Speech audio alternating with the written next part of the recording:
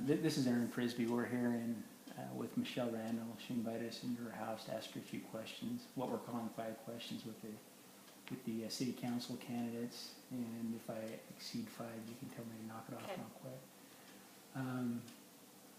And you know who we're with. We're with Kate's, and so some of the questions are going to relate to code. And then there's just some other questions that I think some of the people that go to our website want to know. So I might ask a follow-up or two, but I will try to keep it to those 5 because I know you have a debate tonight and things you need to do. The first question is if there is conclusive evidence, and the key to that question is conclusive evidence to the satisfaction, I guess, of everybody, that code enforcement illegally searched residents' property, would you be in favor of reimbursing the fines that those who were illegally searched have paid? I would be.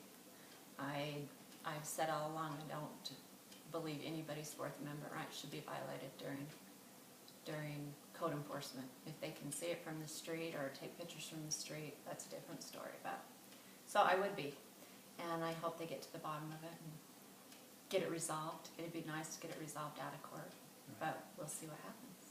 Okay. Second question, and I don't know if this isn't like a top 5 list, but I guess it is the second question. We've been up and running for about 2 months. We've had over 10,000 people view our Facebook page, and we suspect there's literally thousands of people who are upset over the code enforcement issues. And in fact, I remember talking to you after I think one of the city council meetings, and you think, and I don't want to take this out of context, but I think you told me that was the #1 concern that citizens expressed to you. And we in fact found out today in talking to Ed Baca that review of the codes has been they were going to look at that for like 10 years and it's never happened. And what I'm asking is, are you willing to not just look at those codes, but I think most of us in southern Utah are conservative, and we hear these issues about we have too much government, too many laws. And I guess I'm asking you, would you be willing, if some of these codes are ridiculous and they need to be repealed, if you would be in favor of, if you made a determination that just no longer needs to be here, would you be willing to support an ordinance or a resolution to repeal codes that are just oppressive and we don't need to have? I think every one of them needs to be looked at and not just give lip service. I think every campaign, everybody gives lip service. We're going to look at the codes when I'm elected. But, and I did tell you at that meeting, I have so many people complain about code enforcement. I've had my neighbors complain. There was a couple years ago where they were hitting this area really hard and heavy, and they were all complaining about a vehicle that wasn't registered, that maybe a son was on a mission, so they were just keeping it there parked. There's a lot of things that I think are a little over the top, and I would be completely in favor of getting rid of them if, what's the word I'm looking for? Make sure everybody's interests are met when we look at them. But I want to look at all of them. And I've said in one of the debates, I think it wasn't a debate, it was a forum with the Washington County Board of Realtors. And the realtors have a big problem with the sign ordinance. And, I read through it 2 or 3, 4 times. I'm like, who understands this unless maybe you're an attorney? You need like a law degree to get on there and decipher some of the codes. So I think they need to be modified, and there are some that just need to be thrown out on their head. Now this is kind of anecdotal information, but one of the comments we got was from a realtor, and he said that their signs were actually being taken down and removed. And if they didn't get up to the dog pound, I guess they have an evidence yard up there. I'm sorry, the animal shelter. In time, they actually threw their signs away, and until he realized that's where they were going. I mean, that's part of the. And they're expensive. I've had campaign signs go missing. They're expensive. Right. You don't want somebody to just go throw them away. So, and I think they all need to be looked at one by one and say, okay, is this a little over the top? How intrusive are we being here? Or is this for the greater good, for the neighborhood and public safety and health and all of that? But they all need to be looked at. And I think we're on the same page. Some of the things they came out and they accused us of, certainly the mayor and others, that we want to get rid of all codes. There's some codes that we want to get rid of, but there's other areas where what you just said, where there's legitimate interest. You have the people up the street or the next door neighbor that have interest, but it seems like what's occurred in the passing of these codes is the property owner, the individual who owns the property, they're not looking at their rights. They're subservient to the rights of the neighbor. And that's one of the things. I mean, so when you look at it, you're willing to consider the rights of the property owners and, you know, their liberty interest, their property interest in maintaining a yard or whatever it is they're doing with that property, something they're paying on the mortgage and giving that due weight. I think we need to, I would like to see a citizen, some kind of a committee that's set up of not only council members, people at the city office, but realtors, business owners, homeowners, to come together and say, let's look at these. You know, it shouldn't just be the council that goes through them and says, yeah, we're in favor of this one, we're not in this one. And I'm a property owner. You know, I've lived in this home for 23 years, and there's things that I would like to do here that I can't do here. But I also have to be considerate of my neighbor next door, my neighbor behind me, my neighbor across the street, and all of that. So we need to look at everything. Okay. Might not seem like only the third, but this is my third question. We've received quite a bit of information about self-billing, preferential treatment, selective code enforcement as it relates to some of our local government officials. As a city council member, how can you find out if that is going on? And if it is going on, is there anything that you would do to rectify that? I'm not sure how you find out for sure how it's going on. I did talk to a former code enforcement officer. You know, I called him kind of after all of this came to light and said, tell me exactly the process, what happens. And one of his complaints, being a code enforcement officer, was he didn't feel like there was fair treatment across the board. You know, kind of depended on who you knew, whether your house was hit or not. I think it's got to be, if you're going to have a code enforcement officer, and let's say I'm elected to the council, and I call my neighbor, and code enforcement comes out and notices I'm in violation of the exact same thing, I better be getting the fine too with my neighbor. It's got to be fair across the board in everything. But in code enforcement, I think people get really upset. Well, I'll just make a call to my buddy and make it go away, and you can't do that. Right. It's got to apply to everybody. And with other things as well. I mean, and that's where we really didn't expect to get some of the information that we got. But you know, there's allegations, and I would say they're just allegations at this point about self-dealing. And I don't want to use the word corruption because I don't know that you can go that far, but kind of self-interest, conflicts of interest, a lack of transparency, really where, you know, and I think part of it is the government has been in place so long, there's a complacency there. But if there is kind of a lack of transparency and those type of things, is there anything that the city council can do to kind of vet those issues so the public knows what it is that's going on? Or how would you address that?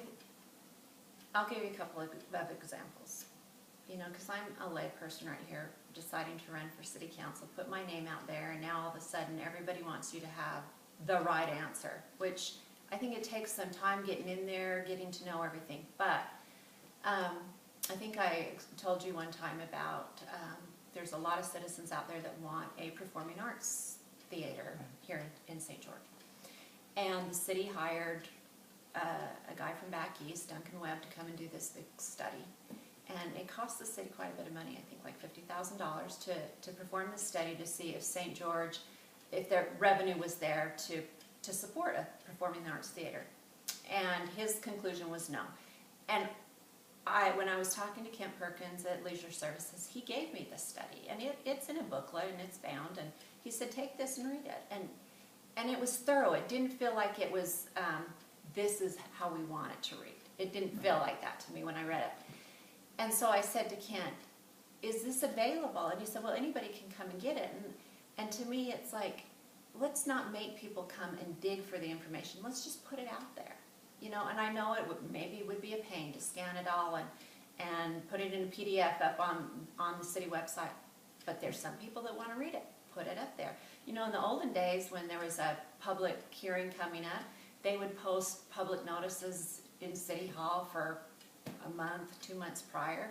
If you wanted to know, you get your butt up there and go read through the whole thing.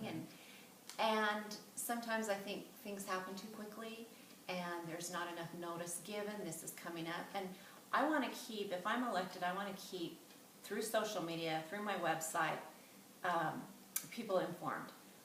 Okay, we are going to have a public hearing on, the last public hearing that I was at council on was storage containers, cargo containers, and if people can have them.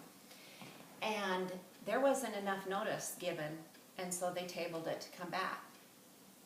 If I know that's coming up, I want to put it out there. If this interests you, if you're concerned about this, if you're for or against this, come up and make your voice be heard. We want to know. So there's got to be more interaction between the council, who we're representing the people. Give us your feedback so we can relay that information and vote according to your wishes. And that's what I want. I want it open. I want it open. Okay, I'm going to shift gears a little bit away from code enforcement. And just this has been a little bit of a learning process for us, how this whole political thing works too. But me too. It seems to me, just in talking to some of the candidates, some of the people who are actually council members now, that there's a lot of misconceptions that are out there about either them or the campaigns or the way things are taking place. And I just wanted to give you the opportunity, if there are misconceptions about you or your campaign, or something you believe that's inappropriate, the way things have gone, what are those things, and what would you like to do to kind of set the record straight as it pertains to you or your campaign? Well, I think one of the biggest misconceptions about me is that I'm running to bring our business back. We own Dixie Ambulance, and through an administrative hearing through the Bureau of EMS, we lost that license to Gold Cross. That is the biggest fallacy out there. Dixie Ambulance isn't coming back. I said that ship left the harbor on August 14th, never to return. We are out of the EMS business. Why I'm running is, I've lived here 35 years, and somebody said at the Sun River debate the other night, well, doesn't that make you good old boy? And I said, well, if living here a long time does, then I guess yeah, but I've raised all my kids here. 4 of them are still here. My grandkids are still here. I think we have a great city. There are places we need to improve on, absolutely. I want to have that voice. I want to be heard. I want it to be the bridge between the public and the city to say, let's listen. Let's listen. And so that's why I decided to run. I just wanted to be involved. It wasn't a vendetta. It wasn't, we're bringing our business back through a backdoor method. It's just not true. And I think one of the, and this might be a reason for that, there's a website open, I think it's called, or it's a Facebook page, Save Dixie Ambulance.